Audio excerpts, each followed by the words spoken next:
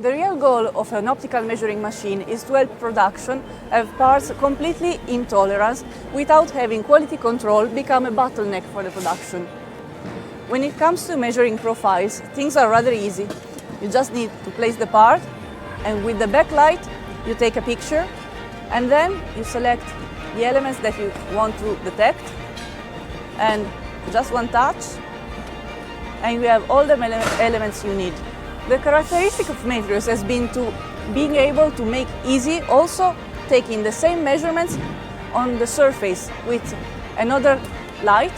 We can illuminate the surface of the element, and with just a few clicks we can take a picture and then select the elements that we want, making measuring also on the surface easy for the operators in the shop floor.